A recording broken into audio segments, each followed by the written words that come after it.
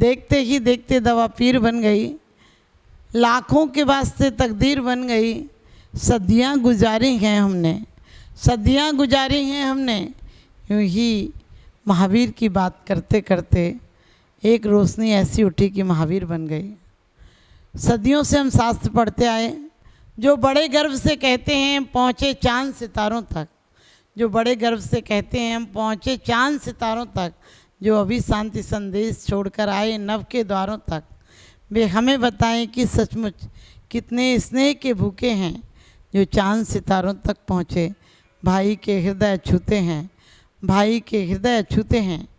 आज आदमी बहुत ऊंचाइयों को पा गया है, लेकिन मुझे लगता है इस सदी में जितना विकास हुआ इतना और किसी सदी में नहीं हुआ।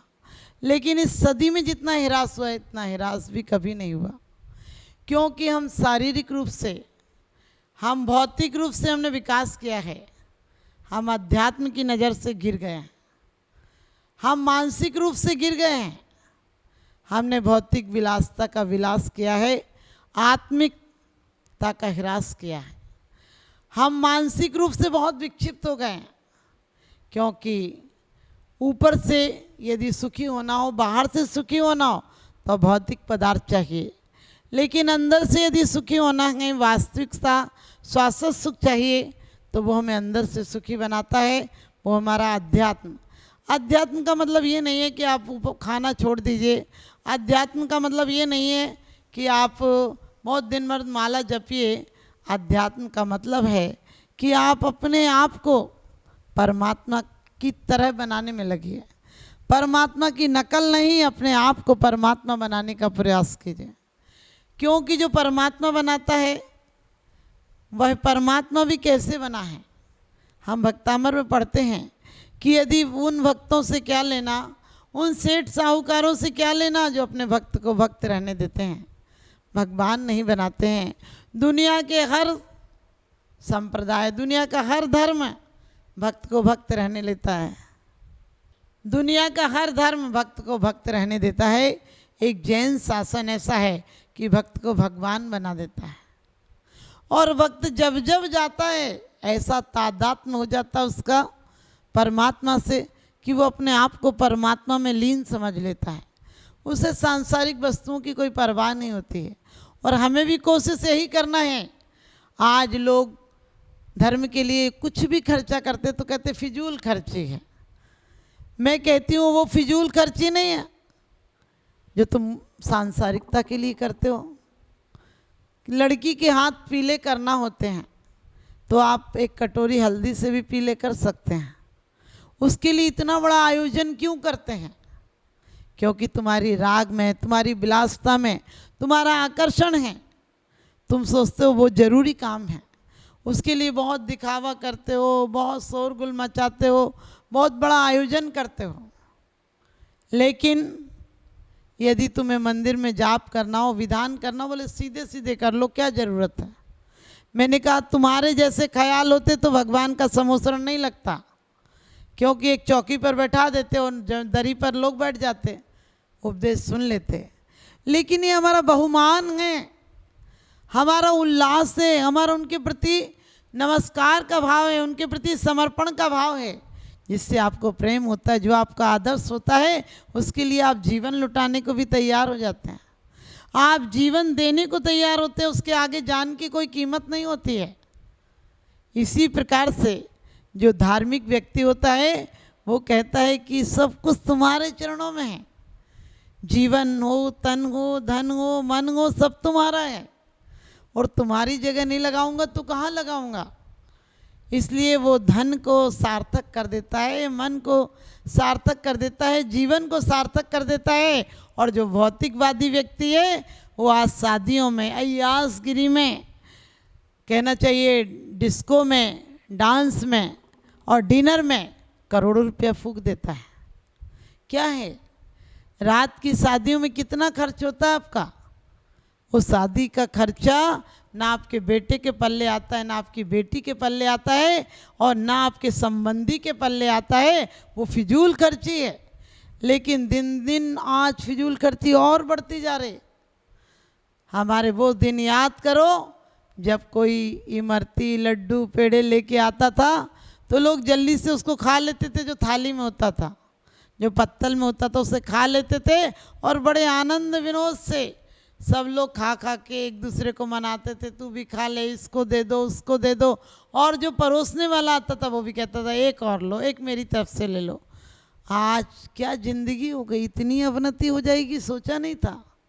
इतने जल्दी दुनिया इतनी गिर जाएगी कि जानवरों की तरह तसलों में रख देगी, कागज पर आइए, कागज पर खाइए, मर्जी हो खाइए, नहीं तो भूखे चले जाइए।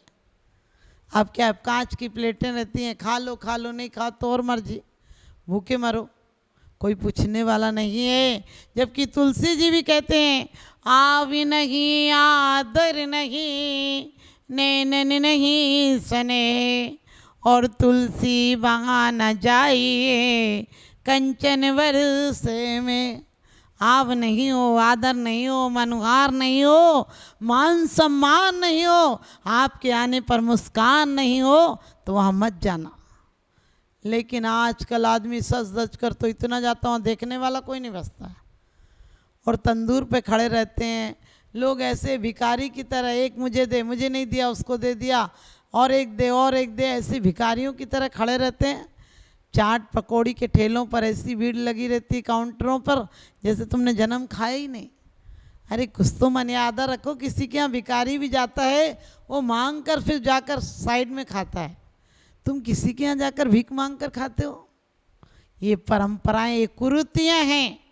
तोड़ दो अपनी पुरानी कुरीतियों को, तोड़ दो इन कुरीतियों को, तोड़ दो इन कुरीतियों को, तोड़ दो इन पश्चिम की कुरीतियों को। अरे जिस शिला पर हाथ रख दो, तोड़ दो इन पुरानी कुरीतियों को, जिस शिला पर हाथ रख दो वो शिला भगवान होगी, जिस शिला पर हाथ रख दो वो शिला भगवान होगी। हमारे यहाँ भोजन की पद्धति भी ऐसी थी कि हम बाहर से, दुकानों से, बाजार से आते थे, और घर पर हमारे बुजुर्ग, आपने भी देखा होगा आपके घरों पर, कि हमारे बुजुर्ग घर पर आकर हाथ पैर धोते थे, कपड़े बदलते थे, और उसके बाद शुद्ध भाव से भगवान का स्मरण पूर्वक बड़े सोच के देख के एक आध चीज त्याग करके किसी अतिथि का भोजन निकाल के, एक आध रोटी गाय की निकाली जाती थी, कुत्ते की निकाली जाती थी। अब तो गाय कुत्ते की सारी रोटी तुम ही खा लेते हो। अब आदमी की बुद्धि कहाँ से आएगी तुम्हारे अंदर? तुम गाय की भी खा गए, कुत्ते की भी खा गए, किसी की बची नहीं। और यहाँ तक पहले भोजन चलता था तो भिखारियों को बहुत कुछ मिल जाता था, क्योंकि जब आपका जूठन बचता था उसमें भी बेचारे बीन बीन कर ले जाते थे। अब तो सीधा डस्टबिन में जाता है, जो सड़क के फेंकता है, वो किसी के काम का नहीं रहता है। मैं कहती हूँ, लोग कहते महंगाई हो गई। अरे क्या ज़रूरत है कि तुम 10-10 लाख के खाने करो?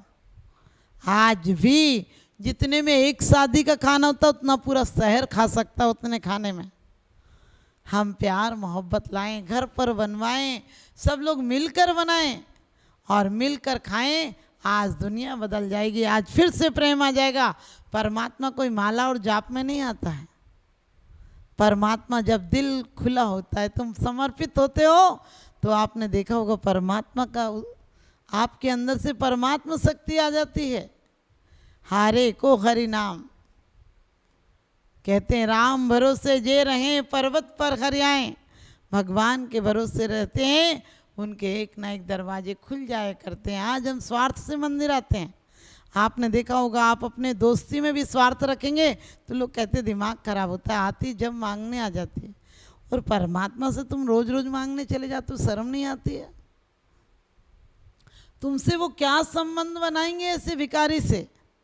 संबंध आपको पता है, भिखारी को रोज रोज मांगने आ जाता हो, रोज रोज रोने चला आता हो, तो आप कहते हैं दिमाग खराब करेगा, मनहूस आ गया। आप मनहूसों की तरह चले जाते हो। दुनिया में इतना खर्च करते हो, तुम्हें अफसोस नहीं होता है? अरे तुम यदि कुछ दान भी करते हो, कोई अनुष्ठानों में लगाते हो, तो आह्लाद भाव से लगाओ, कोई जबरन लगाए ऐसा मत लगाओ। क्योंकि तुम कमाते हो तो टैक्स भी भरते हो, और टैक्स नहीं भरते हो तो सरकार आकर छापा डालती है तुम पर, और तुम्हें भी अंदर करती, तुम्हारी संपत्ति को भी कब्जे में करती है। ये तुमने जो पाप से कमाया है, जो आरंभ से, उद्योग से, हिंसा से, झूठ से, चोरी से, कुशील से, परिग्रह से जो तुमने एकत्रित किया है, उसको यदि कुछ अच्छे त्यागी वृत्तियों को दे दोगे, पूजा में दे दोगे, विधान में दे दोगे, करुणा दान में दे दोगे, पात्र दान में दे दोगे, उपकरण दान में दे दोगे, तो तुम्हारा दान कोई एहसान नहीं कर रहे हो, तुमने कमाया गए, तुम पर धब्बे लग गए, तुम पे पाप के छींटे पड़ गए, उसे तुम पुण्य में पुण्य में बदल रहे हो। जो तुम्हारे अंदर पाप के छींटे लग गए हैं, कसाई के छींटे लग गए हैं, तुमने लोभ से, मान से, मायाचारी से, क्रोध से जो धन इकट्ठा किया है, उस कीचड़ को धोने का मौका मिला है। तुम जिसको देते हो, भले व्यक्ति को, भले पात्रों को दे दो, तो तुम्हारा दान वो काम कर जाता है कि मिट्टी से मूर्ति बन जाती है, सोने की डेली से घर माथे की बिंदिया बन जाती है, इस तरह हो जाती, मूर्ति बन जाती है, जगत पूज्य हो जाते हो तुम। देने मात्र से दिन्नो हवे धन्नम पत्ता पत्तम किम बयान, तू देने मात्र से धन हो जाता है। तू दिमाग मत लगा, आजकल का आदमी और जगह नहीं लगाएगा। डॉक्टर के यहाँ जाएगा तो शुगर चेक कराने जाएगा, बीपी चेक कराने जाएगा, हार्ट चेक कराने जाएगा, तो 1000-2000 रुपये उसे सिर्फ चेकअप के दे आता है। उससे नहीं पूछता है कि तूने किस बात के लिए लिए। एक तो मेरा खून निकाल दिया और पैसे और ले रहा है, खून ले लिया और पैसे ले रहा है। अरे खून चेक कराने जाते हो तब भी तुम 5-5 हज़ार रुपये दे आते हो, ब्लड चेक कराने जाते हो। सोचो अपना खून भी दे आते हो और उसे पैसे भी दे आते हो। बेवकूफ़ी की भी हद है। और परमात्मा के सामने वही रूखे सूखे मुट्ठी भर चावल ले आते हो, उसमें भी 2-4 दिन चल जाते तुम्हारे। उतने चावल तुम एक दिन खा के बताओ, तुम्हारी अकल ठिकाने आ जाएगी। उतने से चावल से तुम्हारा पेट नहीं भरता है और तुम अपने पापों को हटा लोगे। कैसे हटा लोगे? जरा सोच कर देखना। यदि वास्तव में तुम घर गृहस्थी में इतना खर्च करते हो तो धर्म में भी बहुत आलास से करो, बढ़ चढ़ के करो। यदि तुम्हारे बुजुर्ग 1 थाली द्रव्य देते तो तुम 10 थाली दो, क्योंकि तुमने उनसे ज़्यादा कमाया है। कमाया है तो आरंभ उद्योग किया है, तुमने झूठ बोली है, मायाचारी किए। आज क्या है, लोग अहिंसाण व्रत का अर्घ चढ़ा लेंगे, आज माला फेर लेंगे उत्तम क्षमा की, और सब काम कर लेंगे, 10 धर्मों की माला फेर लेंगे, 10 धर्मों के व्रत कर लेंगे, उपवास कर लेंगे, लेकिन कोई सच्चाई के लिए तैयार नहीं है। तो वास्तव में हम लोगों को चाहिए कि हम अहंकार के शिखर पर नहीं चढ़ें। पैसा होना बड़ी बात नहीं है, पैसा को पवित्र जगह लगाना, पुण्यानुबंधी पुण्य को प्राप्त करना। हम पुण्य सीढ़ी की तरह है जो पहुंचा देता है छत पर, फिर आना नहीं पड़ता है। तो आप सब अपने जीवन में उस पुण्य को लाइए जो आपकी आत्मा को पवित्र करता है। उस पुण्य के माध्यम से अपने आप को, शरीर को, मन को, वातावरण को पवित्र कीजिए। और भोजन करना एक पूजन से भी बड़ा अनुष्ठान है। इसे शांत भावों से किया करो और सबको हरा भरा रहने दो। ये जीवन का सार है। 2 शब्दों में जीत है भैया, 2 शब्दों में हार है। क्योंकि कहते हैं आप हमेशा किसी की सुन भी लिया करो और किसी को सुना भी दिया करो, हंस भी लिया करो और हंसा भी दिया करो। ये जीवन का सूत्र है।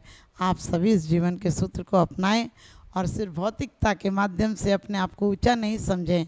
जब तक अध्यात्म नहीं होगा, जब तक अध्यात्म नहीं होगा, सब फीके पड़ते जाएंगे और रूस, चीन, जापान, सरस सब मिट्टी में मिलते जाएंगे। तो आप लोग मिट्टी में नहीं मिलेंगे। आप रूस, चीन, जापान नहीं जाएंगे। जाना है तो स्वदेश जाएंगे, वो है मोक्ष महल। हम सिद्धों की श्रेणी में आने वाला जिनका नाम है, उन सब जग के मुनि राजों को मेरा नम्र प्रणाम है। आप सब परमेष्टियों की आराधना कीजिए। आप भी परम इष्ट पद को पालेंगे, सुख को पालेंगे और एक दिन मोक्ष भी जाएंगे। आप सबके घरों में सुखों की बरसात हो, मेरा यही शुभाशीष।